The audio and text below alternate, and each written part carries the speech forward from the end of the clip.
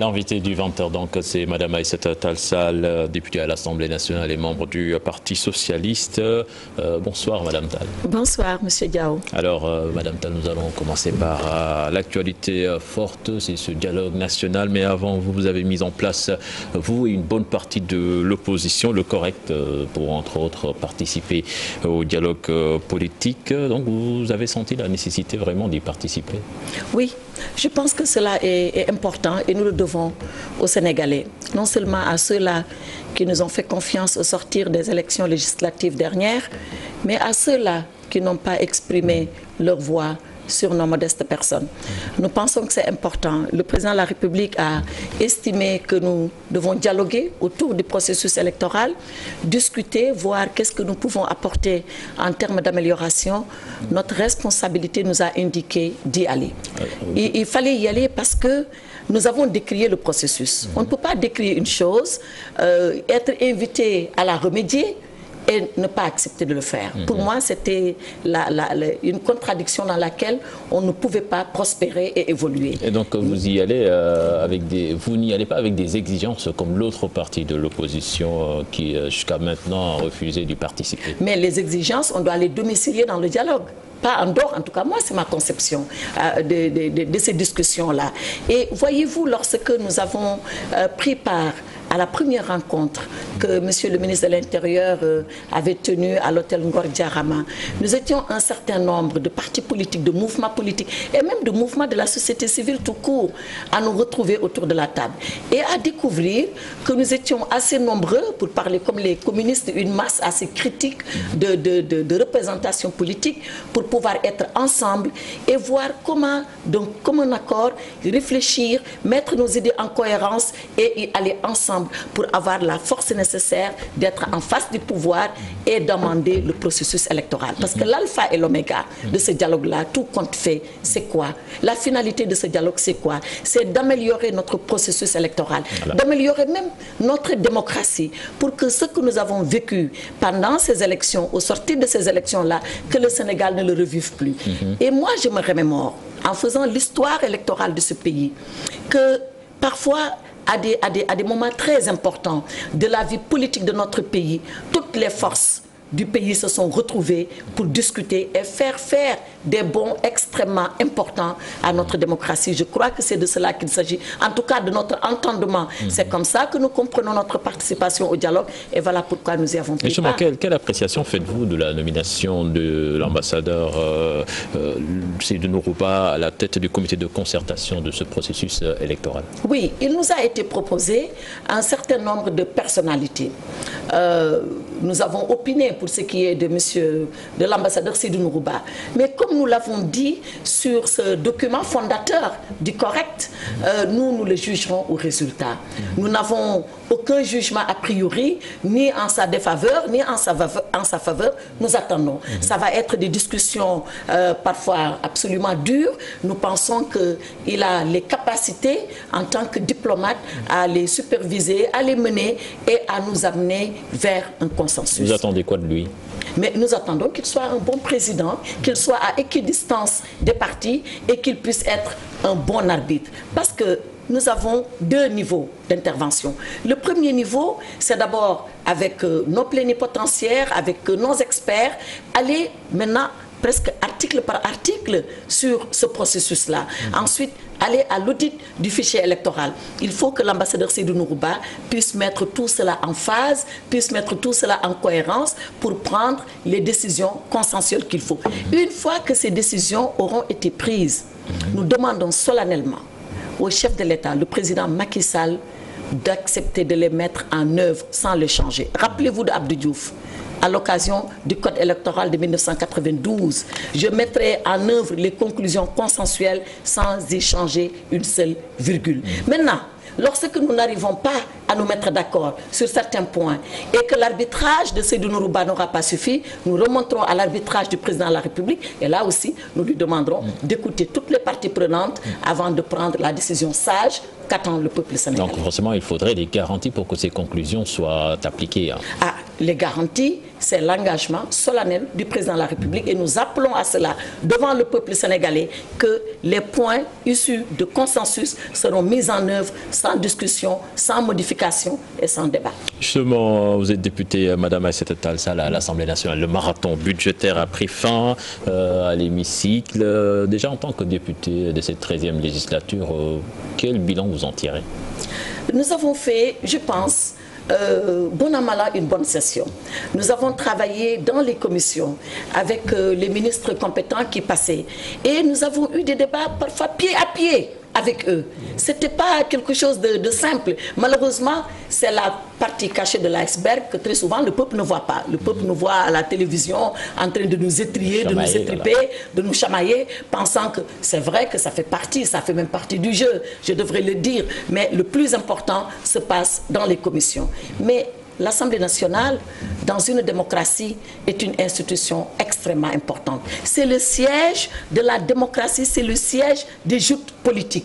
Donc, notre Assemblée nationale a cette tradition-là. Moi, je m'en félicite. Il faut que nous puissions encore continuer, que les députés soient à la hauteur, qu'ils soient techniquement outillés pour faire face aux ministres, non pas pour leur porter la contradiction, mais pour comprendre ce dont il s'agit, être au même niveau de pouvoir débattre avec eux dans le seul intérêt du Sénégal. Voilà le sens de ce que nous sommes en train de faire à l'Assemblée nationale. L'opposition n'a pas voté le budget.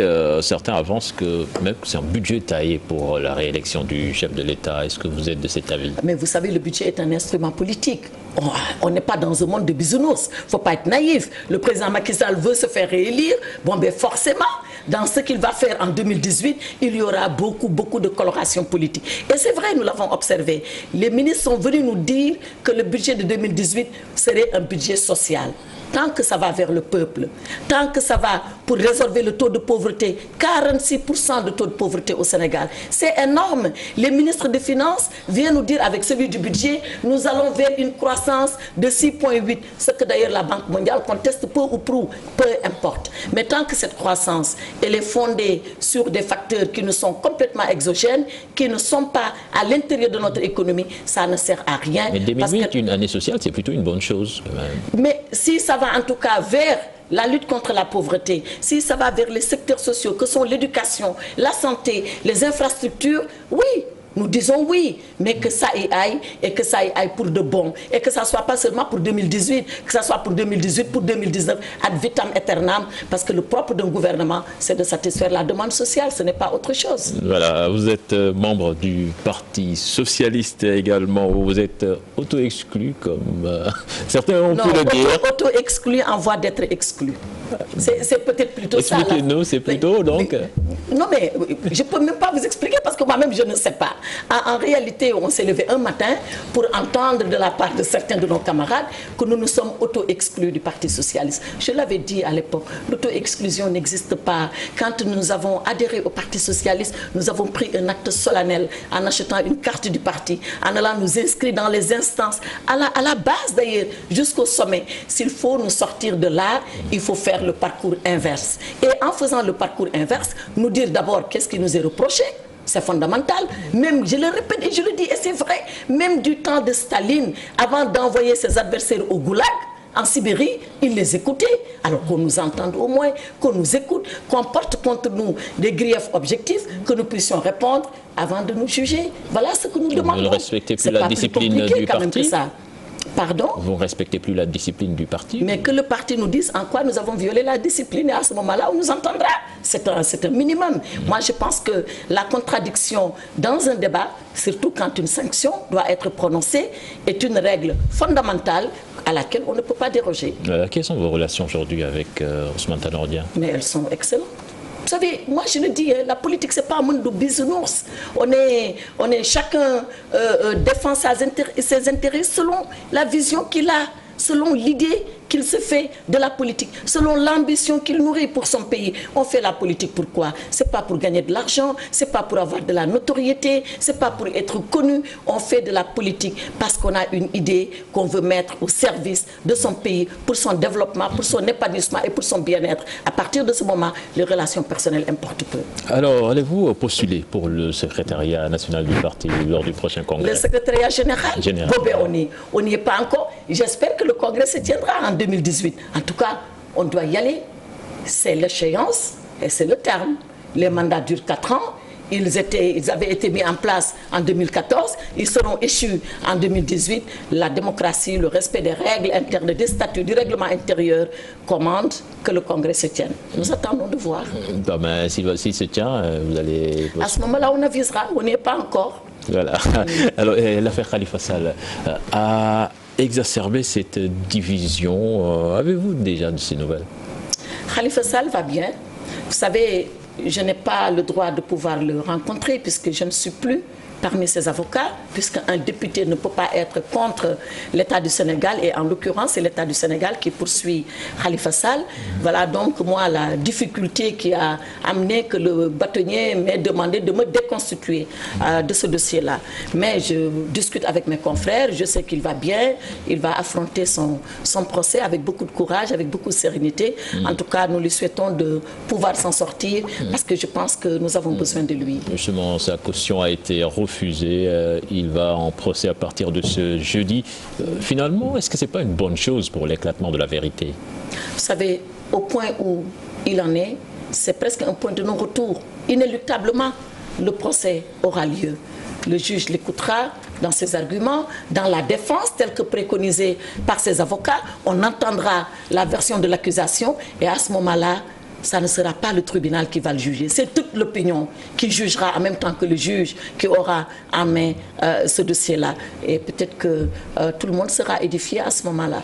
Voilà, vous êtes avocat, vous croyez en cette justice, vous croyez en une issue heureuse dans cette affaire? Vous savez, moi, je ne fais pas partie de ceux-là qui, comme pour jeter le bébé avec l'eau du bain, disent que les magistrats ne valent rien, que la justice ne vaut rien. Non, moi, je suis un acteur de la justice et depuis de très longues années, je connais les juges, je connais le rigueur. Je ne dis pas que tous, c'est des saints. Non, c'est des êtres humains comme nous, faillibles, susceptibles de commettre des erreurs volontaires, d'ailleurs comme involontaires. Mais moi, j'ai toujours confiance, a priori, aux juges, jusqu'à ce que je découvre le contraire. Et quand c'est le contraire, à ce moment-là, je combats le juge dans ce qu'il fait, dans sa posture et dans sa façon de mal rendre la justice. Mais pour ce qui est du dossier de Khalifa Sall, on ne connaît pas encore ces juges. Jeudi, on saura qui ils sont, on saura comment ils vont se comporter, on saura s'ils respectent les principes et les conditions d'un procès équitable. Et à ce moment-là, l'opinion jugera les juges parce que les juges eux-mêmes sont jugés. Voilà ce que je peux dire. Bon, ben, on verra. La dernière question, Madame Tall, que devient le mouvement Oser l'avenir? Mais Oser l'avenir se porte très bien. J'en suis la présidente. Nous avons nos cellules partout, dans les régions, dans tous les départements du Sénégal.